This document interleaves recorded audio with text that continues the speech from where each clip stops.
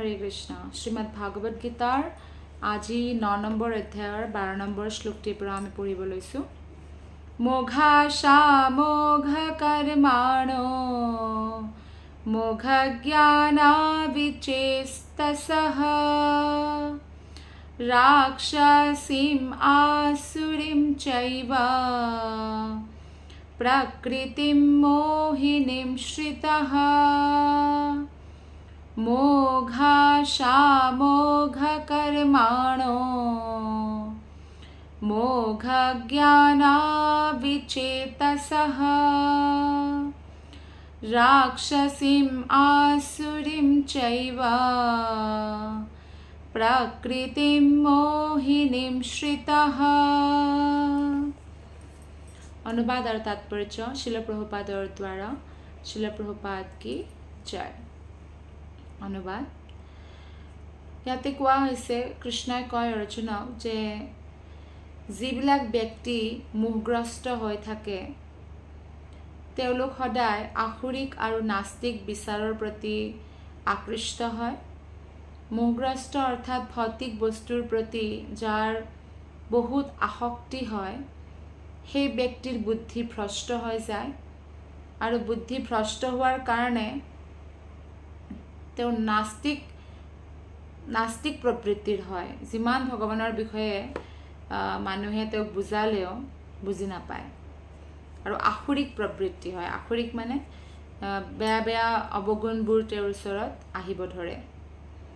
এনেকুৱা মোহগ্ৰস্ত অৱস্থাত কোনো মুক্তিৰ আশা হ'ব নোৱাৰে। নিশ্চিত ৰূপে আমাৰ মোহগ্ৰস্ত অৱস্থাই আমাৰ বেমাৰী কৰি তোলে। বেমাৰী মানে কেৱল শৰীৰৰ বেমাৰ বুলি নহয়, আমাৰ মনটো বেমাৰী হৈ যায় আৰু সেইকাৰণে আমি ভগৱানৰ যিবিলাক আজ্ঞা সেইবোৰ কেতিয়াও পালন কৰিব নোৱাৰোঁ আৰু লগতে নৰকৰ প্ৰতি আমাৰ নৰকত যাবৰ কাৰণে যি অৱগুণ সেইবিলাক আমাৰ ওচৰলৈ আহিব ধৰে। সেইকাৰণে ভৌতিক আসক্তি বহুত ডেঞ্জাৰাছ হয়, বিপদজনক হয়। তেনেকুৱা ব্যক্তিৰ মুক্তিৰ একো আশা নাই। তেওঁৰ সকাম কৰ্ম আৰু জ্ঞানৰ অনুশীলন সব নিষ্ফল হৈ যায়। গতিকে সেইজন ব্যক্তি আচলতে বহুত অসফল হৈ যায়। যিমানেই তেওঁ সকাম কৰ্ম কৰক বা জ্ঞান অনুশীলন কৰক একো লাভ নাই এনেকুৱা মোহগ্ৰস্ত অৱস্থাত কৰিলে। তাৎপৰ্যত শিল প্ৰভুপাদে কয় যে এনেকুৱা বহুত ভক্ত আছে যে ভগৱান কৃষ্ণৰ ভক্তি কৰি আছে এনেকুৱা দেখুৱাই কিন্তু হৃদয়ৰ পৰা ভগৱান কৃষ্ণক পৰম ঈশ্বৰ নামানে। অৰ্থাৎ বাহিৰৰ পৰাতো তেওঁ এনেকুৱা দেখুৱাই যে মই ভক্ত হয় কিন্তু হৃদয়ৰ পৰা তেওঁ সংশয় আছে যে কৃষ্ণ সঁচাকৈ ভগৱান হয়নে, সকলো দেৱী দেৱতা ভগৱান বুলি যে কয় কৃষ্ণ হয়নে পিছে, এনেকুৱা ধৰণৰ সন্দেহ ৰাখে। এনেকুৱা ব্যক্তিৰ একো মুক্তিৰ আশা নাথাকে। এনেকুৱা ব্যক্তিয়ে যিমান ভক্তি দেখুৱাত কৰি থাকিলেও বোলে বেলেগৰ সন্মুখত বোলে বহুত ভক্ত বহুত নাম হৈছে বোলে আৰু বিৰাট ভক্ত হয়, ভক্তিৰ ফল নাপায়, ভাগৱত ধামত প্ৰৱেশ কৰিব নোৱাৰে বৈকুণ্ঠ জগতত। আৰু যিসকলে পুণ্য কৰ্মত লাগি থাকি ভৌতিক বন্ধনৰ পৰা মুক্ত হ'ব খোজে তেওঁলোকো সফল হ'ব নোৱাৰে, কাৰণ তেওঁলোকে ভগৱান শ্ৰীকৃষ্ণক মানুহ বুলি ভাবে বা সাধাৰণ মানুহৰ দৰেই তেওঁৰ জন্ম কৰ্ম এনেকৈ ভাবে। সেইকাৰণে তেওঁলোকৰো মুক্তি হ'ব নোৱাৰে, তেওঁ সফল হ'ব নোৱাৰে, কাৰণ তেওঁলোকে কৃষ্ণৰ উপহাস কৰে। আৰু প্ৰভুপাদে এয়াও কৈছে যে যিসকল ব্যক্তিয়ে ভগৱান শ্ৰীকৃষ্ণক লৈ উপহাস কৰে, হাঁহে আৰু ধেমালি মানে ভগৱানৰ বিষয়ে বেয়া বেয়াকৈ কয়, তেনেকুৱা ব্যক্তিক নাস্তিক আৰু আসুৰিক বুলি আমি জানিব লাগে আৰু এনেকুৱা ব্যক্তিৰ সংগৰ পৰা আঁতৰি থাকিব লাগে, দূৰত থাকিব লাগে। যেনেকৈ 7 নম্বৰ অধ্যায়ত আমি ইতিমধ্যে পঢ়ি আহিছোঁ যে যিবিলাক আসুৰিক প্ৰবৃত্তিৰ ব্যক্তি হয় তেওঁলোকে কেতিয়াও কৃষ্ণৰ চৰণ গ্ৰহণ নকৰে। উদাহৰণস্বৰূপ হিৰণ্যকশিপু মানে প্ৰহ্লাদৰ দেউতাক, সিও ব্ৰহ্মাৰহে তপস্যা কৰিছিল, কৃষ্ণ বা বিষ্ণুৰ তপস্যা কৰা নাছিল। ৰাৱণে শিৱৰ তপস্যা কৰিছিল, কৃষ্ণ বা বিষ্ণুৰ তপস্যা কৰা নাছিল। কাৰণ জানে যে ভগৱান কৃষ্ণই যিটো ভুল পথ, আৰু সেই পথত যদি আমি কিবা আশীৰ্বাদ বা বৰ মাগো ভগৱানে আমাক নিদিয়ে। সেইকাৰণে তেওঁ দেৱতাসকলৰ ওচৰত যায়, ডাঙৰ ডাঙৰ দেৱতাসকল যেনেকৈ ব্ৰহ্মা, শিৱ আদি, কিন্তু ভগৱান কৃষ্ণৰ শৰণত নাযায়। এইদৰে যিসকল ব্যক্তিয়ে মানসিক চিন্তন কৰে, জ্ঞান অৰ্জন কৰে আৰু মানসিক চিন্তন কৰে, তেওঁলোকেও ভগৱান কৃষ্ণৰ ৰূপটো কেনেকৈ ভাবে যে ভগৱান প্ৰথমে নিৰাকাৰ আছিল আৰু এতিয়া সেই নিৰাকাৰৰ পৰা এটা মানুহ ৰূপটো ওলাইছে, এনেকৈ যিসকলে ভাবে তেওঁলোকেও ভাগৱত ধাম প্ৰাপ্ত কৰিব নোৱাৰে। কৃষ্ণই ইয়াতে কৈছে যে তেওঁলোক ভৌতিক বন্ধনৰ পৰা মুক্ত হ'ব নোৱাৰে, বৈকুণ্ঠ জগতত যাব নোৱাৰে। আৰু এনেকুৱা ব্যক্তিক যমৰাজে দণ্ড দিয়ে, কাৰণ আপোনাৰ তাত বুদ্ধি আছে আৰু কোনোবাই যদি আপোনাক বুদ্ধিহীন বুলি কয়, সেইটো বেয়া কথা। ঠিক তেনেদৰে ভগৱান শ্ৰীকৃষ্ণ হৈছে সকলোতকৈ সুন্দৰ আৰু সকলোতকৈ সুন্দৰ দিব্য ৰূপ, কিন্তু সেই ৰূপটোক যে নিৰাকাৰ বুলি কয়, তেওঁ এটা অপৰাধ কৰে।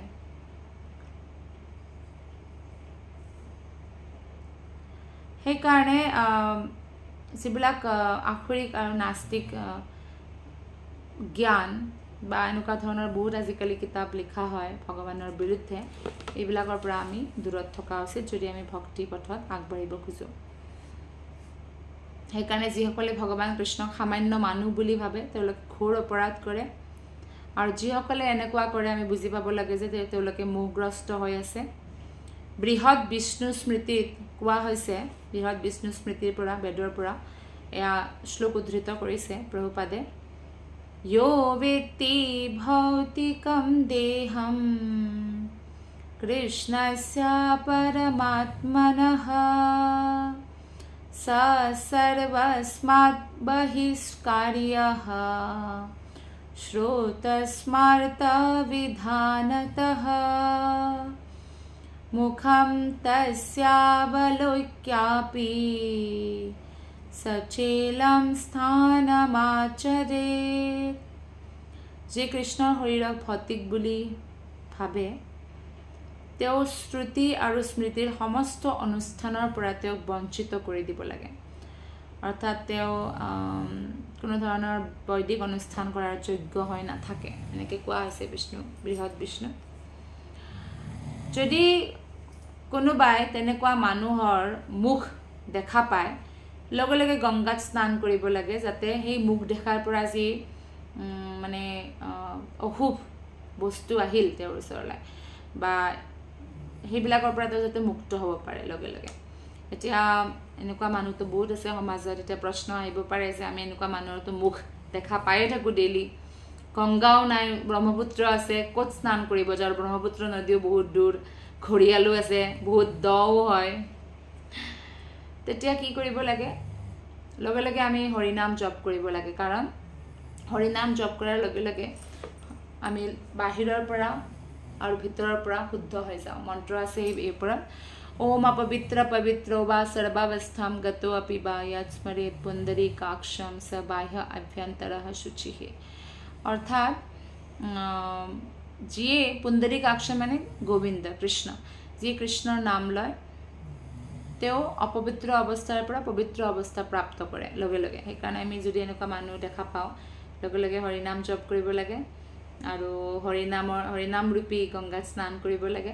আৰু মানসিক গংগাততো আপুনি স্নান কৰিব পাৰে, মনেৰে আপুনি, কলিযুগৰ এই বহুত ডাঙৰ লাভ যে মনেৰেও যদি আপুনি কিবা ভাল কাম কৰে তাৰ ফলটো পোৱা যায়, কিন্তু মনেৰে যদি বেয়া কাম কৰে তাৰ ফলটো কলিযুগত পোৱা নাযায়, একশ্যন কৰিলে পোৱা যায়। সেইকাৰণে বাচি আছে, নহ'লে মানুহবিলাকে যি দুৰ্ভাৱনা ৰাখে কি হ'ব। কিন্তু বাকী যুগত এনেকুৱা নাছিল, মনেৰে কৰিলেও অপৰাধ লাগে। কিন্তু যিসকল কৃষ্ণ ভক্ত তেওঁলোকৰ পৰা বেছি আশা কৰা যায় যে তেওঁলোক নিন্দা আদি বস্তুৰ পৰা শূন্য হৈছে। দুজনী তিৰোতা বা দুজন মানুহ যেতিয়া লগ হয়, বেলেগ বেলেগ আপুনি দেখা পাব যে মেক্সিমাম মানুহ কলিযুগত কেৱল ক্ৰিটিচাইজ কৰে, কেৱল বেলেগৰ বেয়া কথা ভাবে, বেয়া কথা কয়। এনেকুৱা মানুহৰ কেনেকৈ মুক্তি হ'ব বাৰু? সেইবিলাকৰ পৰা আমি বাকীবোৰে যি কৰি থাকিলেও আমি মুক্ত হ'ব লাগে।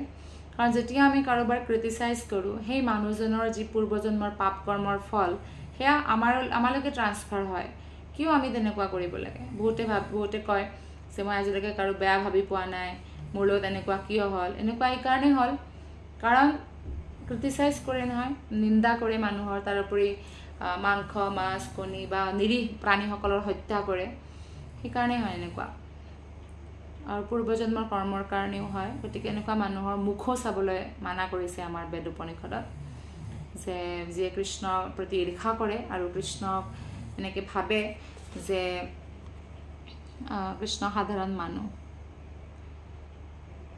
তেওঁলোকৰ ভাগ্যত কেতিয়াও ভগৱত ধাম জনা লিখা নাথাকে আৰু জন্ম জন্মান্তৰলৈকে তেওঁলোকে অসুৰ বা নাস্তিক যোনিত উৎপন্ন হয় তেওঁলোকৰ জ্ঞান সদায় ভ্ৰমিত হৈ থাকে এয়াও কোৱা হৈছে আৰু লাহে লাহে তেওঁ সৃষ্টিৰ গহন্তম অন্ধকাৰ মানে অবিদ্যাত পৰি যায় নৰকত যায় বাৰে বাৰে এনেকুৱা মানুহ সেইকাৰণে এই শ্লোকটিৰ পৰা আমি বুজি পালোঁ যে আমি কেতিয়াও ভৌতিক আসক্তিত ইমান আসক্ত হ'ব নালাগে যাতে আমি ভগৱানকে বুলি পাহৰি যাওঁ আৰু ভগৱানৰ বিষয়ে বুজি পাবৰ কাৰণে আমি ভগৱানৰ কোৱা শব্দবোৰত বিশ্বাস ৰাখিব লাগিব শ্লোক নম্বৰ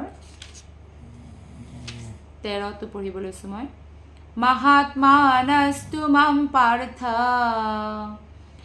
দেৱীম প্ৰকৃতিমাশ্ৰিতঃ ভজন্ত্যানন্যো মনসো জ্ঞাত্বা ভূতাদিমব্যয়ম মহাত্মানস্তু মাম পাৰ্থ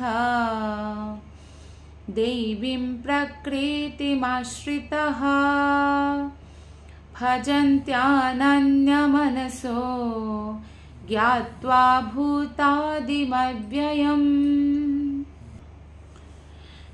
13 নম্বৰ শ্লোকটিত কোৱা হৈছে যে ভগৱান শ্ৰীকৃষ্ণই কয় হে পাৰ্থ যিবিলাক মোহৰ পৰা মুক্ত অৰ্থাৎ ভৌতিক আসক্তিৰ পৰা যিবিলাক ব্যক্তি মুক্ত হয় তেওঁলোক সদায় দৈবী প্ৰকৃতিৰ সংৰক্ষণত থাকে দৈবী প্ৰকৃতি মানে যোগমায়া আৰু যোগমায়া হৈছে কৃষ্ণৰ অন্তৰংগা শক্তি যেনেকৈ মহামায়া মা দুৰ্গা বহিৰংগা শক্তি আৰু এই অন্তৰংগা শক্তিৰে আচলতে আহ্লাদিনী শক্তি হৈছে শ্ৰীমতী ৰাধাৰাণীয়ে হৈছে মুখ্য আৰু শ্ৰীমতী ৰাধাৰাণী কৃষ্ণৰ বাওঁফালৰ পৰা প্ৰকট হয় কৃষ্ণ আৰু ৰাধাৰাণীৰ মাজত কোনো ডিফাৰেঞ্চ নাই আৰু ৰাধাৰাণীৰ পৰাই সমস্ত শক্তিৰো বিস্তাৰ হয় যেনেদৰে দ্বাৰিকাৰ মহিষী বা গোপীসকল লাখ লাখ গোপী আৰু যিমান লক্ষ্মী আছে বৈকুণ্ঠত সকলোৰে বিস্তাৰ হয়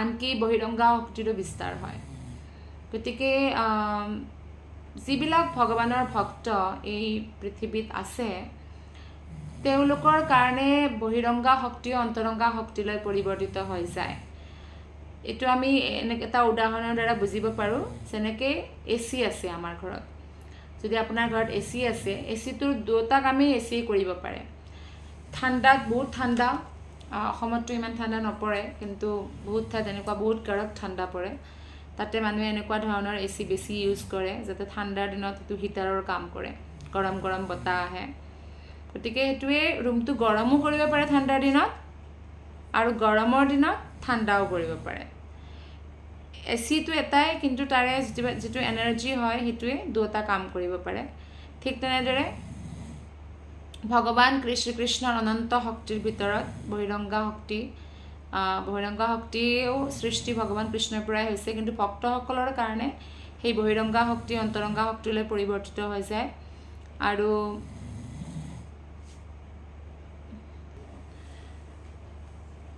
সেইকাৰণে ভগৱানে ইয়াতে উল্লেখ কৰিছে দৈবী প্ৰকৃতিৰ সংৰক্ষণত থাকে ভগৱানৰ ভক্ত সদায় ভগৱানৰ যোগমায়াই সংৰক্ষণ প্ৰদান কৰে আৰু সংৰক্ষণ ভগৱানে প্ৰদান কৰে সেইকাৰণে ভগৱানৰ ভক্তই সম্পূৰ্ণৰূপে ভক্তিত নিমগ্ন থাকে কিয় নিমগ্ন থাকে কাৰণ ভক্তৰ হৃদয়ত শ্ৰদ্ধা বহুত তীব্ৰ হয় আৰু কৃষ্ণকে আদি আৰু অবিনাশী ভগৱান বুলি ভক্তই জানে সেইকাৰণে তেনেকুৱা কৰিব পাৰে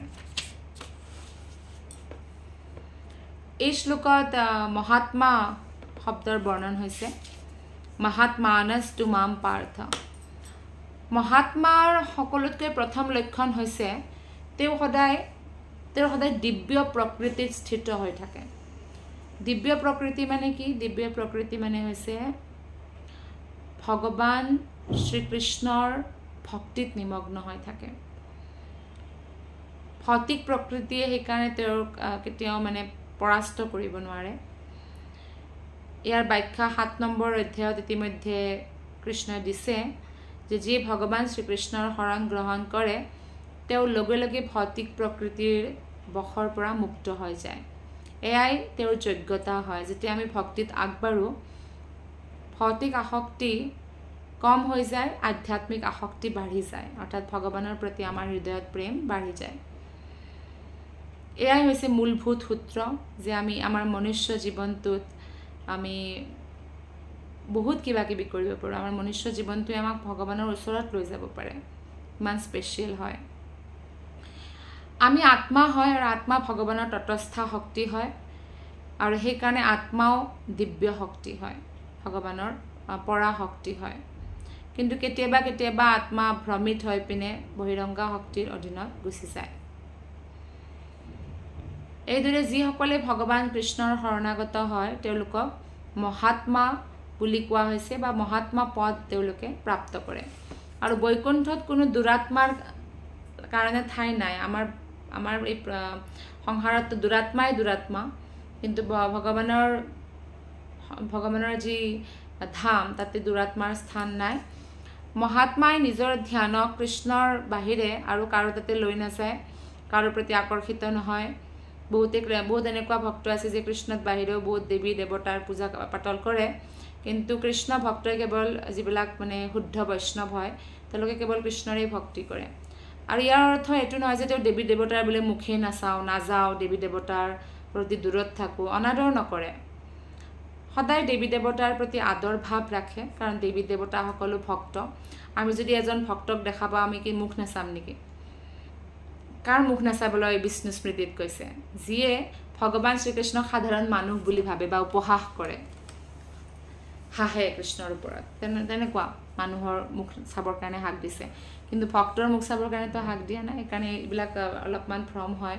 কিছুমানে ভাবে যে আমি যদি দেৱী দেৱতাৰ দৰ্শনো হৈছে আমাৰ দিগদাৰী হৈছে, বাৰু তেওঁলোকে ভক্ত হয়।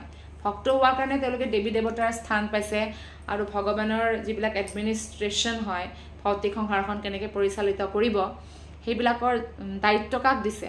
তেওঁলোককে দিছে, হয়নে নহয়? গতিকে আমি বহুত আদৰ কৰিব লাগে, কিন্তু পূজা কেৱল কৃষ্ণৰ কৰিব লাগে, নাম জপ কেৱল কৃষ্ণৰ কৰিব লাগে। কাৰণ কৃষ্ণৰ পূজা কৰিলে, কৃষ্ণৰ নাম জপ কৰিলে, কৃষ্ণৰ উপাসনা কৰিলে অট'মেটিকেলি সকলো দেৱী দেৱতা গ্ৰহ নক্ষত্ৰ চব সন্তুষ্ট হৈ যায়, কাৰণ তেওঁলোকৰো আৰাধ্য দেৱতা হৈছে ভগৱান শ্ৰীকৃষ্ণ। কৃষ্ণই হৈছে সমস্ত কাৰণৰ কাৰণ, ইয়াত একো সন্দেহ ৰাখিব নালাগে। আৰু এনেকুৱা মহাত্মা যিবিলাক থাকে, এনেকুৱা মহাত্মাৰ আমি সংগ লাভ কৰিব লাগে। শুদ্ধ ভক্তৰ সংগতি প্ৰাপ্ত কৰিবৰ কাৰণে কৃষ্ণক নিৰন্তৰ আমি প্ৰাৰ্থনা কৰিব লাগে। শুদ্ধ ভক্তই কেতিয়াও কৃষ্ণৰ বেলেগ বেলেগ স্বৰূপৰ প্ৰতিও আকৃষ্ট নহয়। বেলেগ বেলেগ স্বৰূপ মানে কৃষ্ণৰে বেলেগ বেলেগ ৰূপ আছে। ৰাম, নাৰায়ণ, চতুৰ্ভুজ বিষ্ণু, নাৰায়ণ বা বেলেগ বেলেগ অৱতাৰ আছে। যি কৃষ্ণৰ ভক্ত তেওঁ কেৱল 2খন হাত আৰু গোপবেশ ধাৰণ কৰা ব্ৰজেন্দ্ৰ নন্দন শ্ৰীকৃষ্ণৰে ভক্ত হয়। যেনেদৰে হনুমানে এটা ৰূপতেই স্থিৰ হৈ গৈছে, ৰাম ৰূপত। সেইকাৰণে ইমান স্থায়ী ভাৱ তেওঁৰ ৰাম ৰূপত, ইমান শ্ৰদ্ধা। যেতিয়া কৃষ্ণ দ্বাৰিকাপুৰীত ৰজা হিচাপে আছিল তেতিয়া হনুমানে যেতিয়া দৰ্শন কৰিব যায় সদায় ৰাম ৰূপতেই দৰ্শন দিয়ে। সেইদৰে আমি কৃষ্ণৰ ৰূপৰ প্ৰতি আকৃষ্ট হোৱা উচিত আৰু এইদৰে কৃষ্ণৰ ধ্যান কৰা উচিত, কৃষ্ণৰ নাম জপ কৰা উচিত। হৰে কৃষ্ণ কৃষ্ণ কৃষ্ণ হৰে হৰে, হৰে ৰাম ৰাম ৰাম হৰে হৰে। এইদৰে যিসকলে নিৰন্তৰ আৰু অবিচল ভাৱেৰে কৃষ্ণৰ ভক্তিত লাগি থাকে তেওঁলোকে নিশ্চিত ৰূপে বৈকুণ্ঠ জগত প্ৰাপ্ত কৰিব পাৰে। হৰে কৃষ্ণ। আজি আমি ইমানতে সামৰিছোঁ। গ্ৰন্থৰাজ শ্ৰীমদ ভাগৱত গীতা কি জয়, শিল প্ৰভুপাদ কি জয়, গুৰু মহাৰাজ কি জয়, আপোনাৰ সকলো বৈষ্ণৱ ভক্তবৃন্দ কি জয়। বহুত বহুত ধন্যবাদ। হৰে কৃষ্ণ।